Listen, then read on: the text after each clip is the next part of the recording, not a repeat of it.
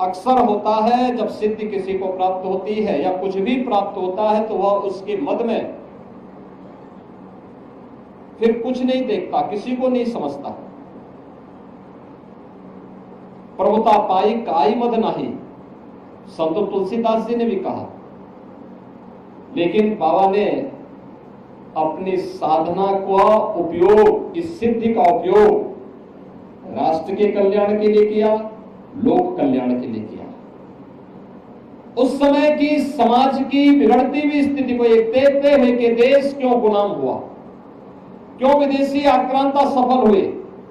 एक तरफ उन्होंने समाज को जोड़ने का काम किया, दलितों को, आदिवासियों को, वनवासियों को, गिरवासियों को बिना भेदभाव से मुक्त एक ऐसे समाज की स्थापना का अलग जगाया था जो एक अघोराचार्य को ही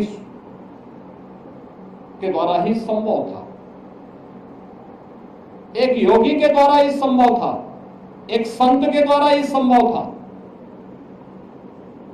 उच्च कुलीन परिवार में जन्म लिया, लेकिन उन्होंने कहा नहीं, छूत अस्पृश्यता के भाव को त्यागना होगा, तभी ये देश सुरक्षित हो पाएगा।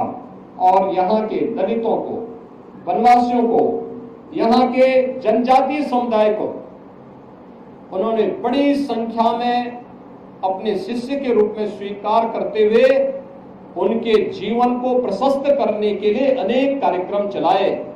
तो दूसरी तरफ मुगल आक्रांताओं को भी उन्होंने उस समय सबक सिखाने के लिए सांझा को भी डपट करके भगाने का काम किया था, जो उनके चमत्कार को देखने की प्रतीक्षा कर रहा था। उन्होंने विदेशी आक्रांता उस समय के जो शासक थे उनको फटकार लगाई थी। यानी ये चीजें दिखाती है एक संत और एक योगी सत्ता का गुलाम नहीं होता है, बल्कि वह अपने कदमों पर उन्हें चलने के लिए मजबूर करता है।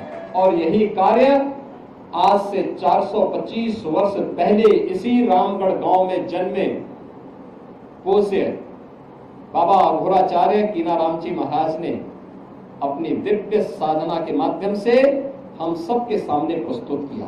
ऐसी ही बड़ी खबरों को देखने के लिए हमारे चैनल अनंत न्यूज़ को सब्सक्राइब करें और बेल आइकन दबाना न भूलें।